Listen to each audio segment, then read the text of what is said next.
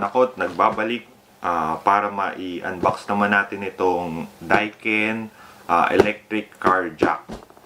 So, itong Daiken electric car jack is, of course, nabili ko siya sa Lazada ng 1,299 pesos. So, naka 48% na discount siya. So, galing siya ng 2,500 pesos. Naging 1,299 siya. So, nung dumating yung box, so, naka-cover pa siya ng isa pang bag. Tapos, naka-wrap siya ng bubble wrap. So, kailangan ko tong electric car jack kasi minsan nakakapagod mag-jack ng sasakyan or sira yung dalawang crocodile jack na ginagamit ko ngayon. So, medyo mahirap kasi kapag gamit mo yung scissor jack. So, but itong car jack na to is scissor jack din siya, but of course it's electric. So, push mo lang yung button, aangat yung jack, bababa din siya mag-isa. So, ang size nito is 430 mm by 100 mm by 90 mm. So, ang maximum na taas nung pagkaka-jack niya is 430 mm. So, ang loading range or capacity niya is 1,000 kilos. So, ito is powered by yung cigarette na power, or pwede rin siyang i-jack or i-clamp sa ating battery ng sasakyan. Pero dapat i-clamp nyo siya doon sa battery ng sasakyan kapag malakas yung battery ng sasakyan nyo or nakabukas yung engine. Kasi baka ma-drain yung battery nyo. Okay. So, meron siyang, yung cable niya mula nang gagaling dito sa jack, 4 meters long naman siya. So, siguro sa tingin ko aabot yun sa likod nung sasakyan nyo. Pwera na lang kung ang sasakyan nyo is limousine kasi napakahaba nun. So, okay. So, check na natin siya. So, ito yung box. So, makikita nyo, ayan, dito, pwede siya doon sa cigarette lighter at pwede siyang may clamp siya para dun sa battery. So, handy rin siya. Hindi naman siya kabigatan or kaya siya buhatin ng mga babae if ever na ma-flatan tayo sa kalye. So I recommend this kapag babae yung na-flatan sa kalye or owner ng sasakyan. Okay. So, unbox natin siya. So again, meron nga pala ditong prescription or may nakalagay dito na wag natin siya gagamitin kapag ang posisyon ng sasakyan natin is nasa slow.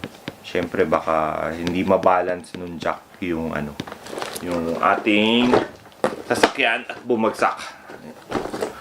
Ang masama dito pag bumagsak na hindi nakakabit yung gulong.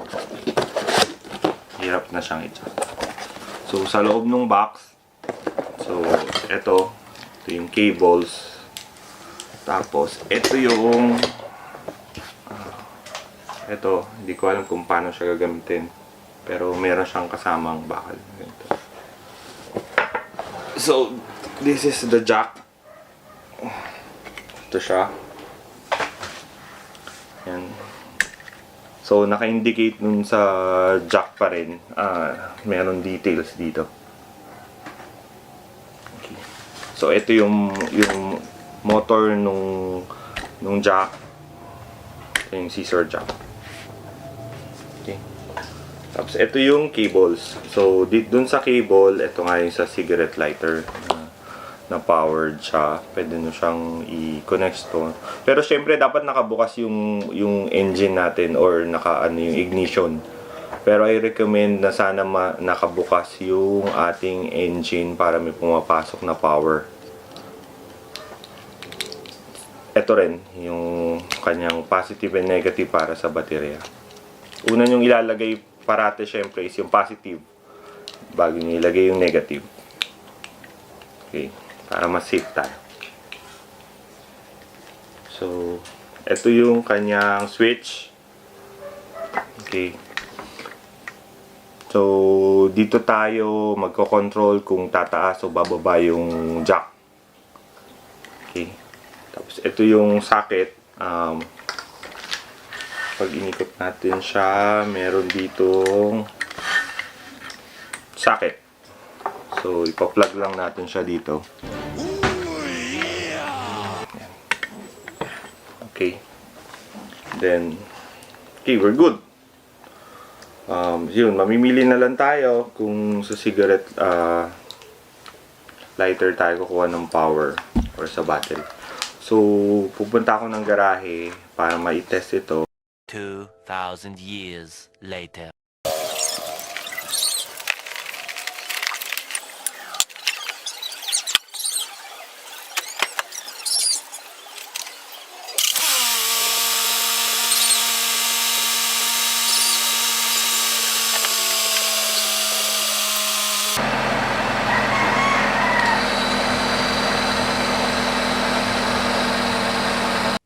Wow!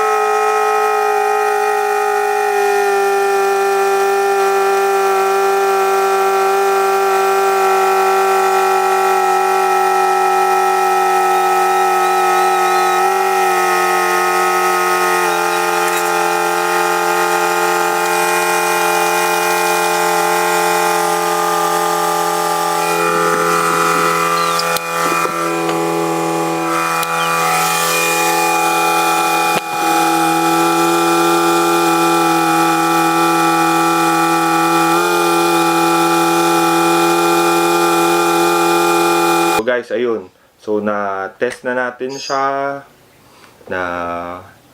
Subukan na natin siya sa dalawang sasakyan. So nire-recommend ko siya sa mga taong tamad na kagaya ko na ayaw mag-jack or napapagod na. Syempre kapag may ginagawa ka sa sasakyan, minsan nakakapagod na mag-jack pa or kailangan talagang tanggalin yung gulong. And then para sa mga babae na pag nasiraan yung sasakyan sakali. So guys, please like the video and please subscribe to my channel para pag meron pa tayong mga unboxing na mga gadgets, hindi lang gadgets, pati mga car accessories or pwede nyo gamitin sa pang araw-araw. Okay guys, thank you!